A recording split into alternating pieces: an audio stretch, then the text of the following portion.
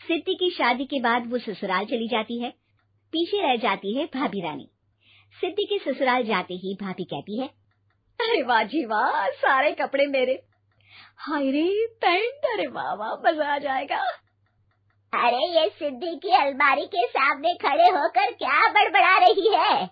जा जाकर देख मेहमानों को विदाई की मिठाई मिली कि नहीं। अब हाँ माँ जी, क्यों नहीं, लेकिन पहले कपड़े तो बदल लूं।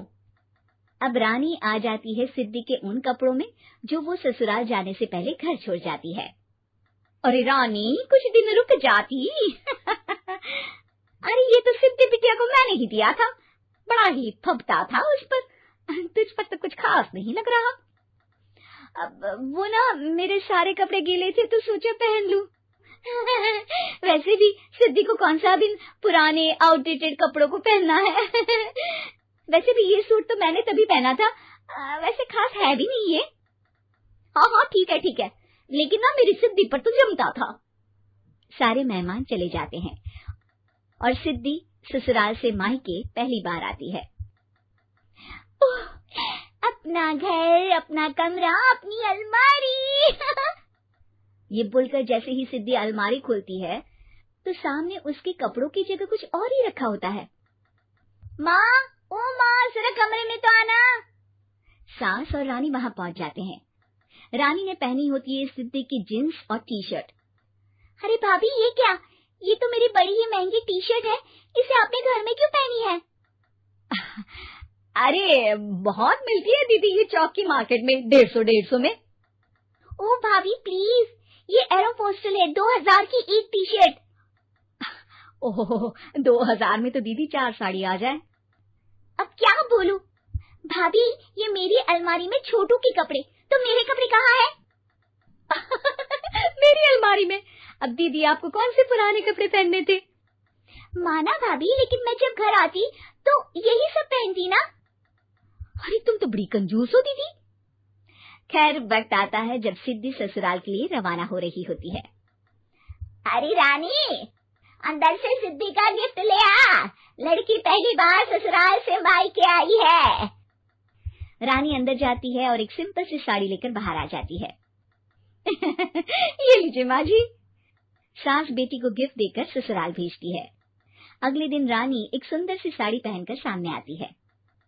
अरे रानी, ये तो वो साड़ी है जो मैंने सिद्धि को देने के लिए दी थी जब वो ससुराल ले जाती, लेकिन ये तूने कैसे पहन ली? अरे माँ जी, ये साड़ी तो मुझे बहुत पहले से ही पसंद थी, लेकिन चिंता ना करिए, मैंने सिद्धि के लिए भी अच्छी सी साड़ी दी है। हाँ। तभी सिद्धि का फोन आता है। क्या माँ, कुछ अच्छा तो दिया होता ससुराल ले जाने के लिए। अरे पहले दिखा दिया होता। ये चमकते हुए पैकेट में नौकरानी वाली साड़ी मत दिया करो माँ। अरे बेटे, वो तेरी भाभी ने ना गलती से उससे पैकेट बदल गया। हाँ, मैं कल ही तेरे भाई के हाथ से तेरा वाला पैकेट भेज दूंगी। अरे रहने दो माँ, आई एम श्योर भाभी ने अभी वही साड़ी पहनी होगी जो तुमने मेरे लिए रखी थी। तुम तो समझ नहीं पाई उनको। खैर छोड़ो, मैं ज्यादा बोलती अच्छी नहीं लगती, रहने दो, आपको उन्हीं के साथ रहना है, फिर बात करेंगे। सास को रानी पर गुस्सा आ जाता है। वो उसके कमरे में जाती है जहाँ वो शादी का एल्बम देख रही होती है। रानी, मार्केट जाकर एक ऐसी ही साड़ी लेकर आ, कल प्रतीक जाकर सिद्धि के घर दे आएगा।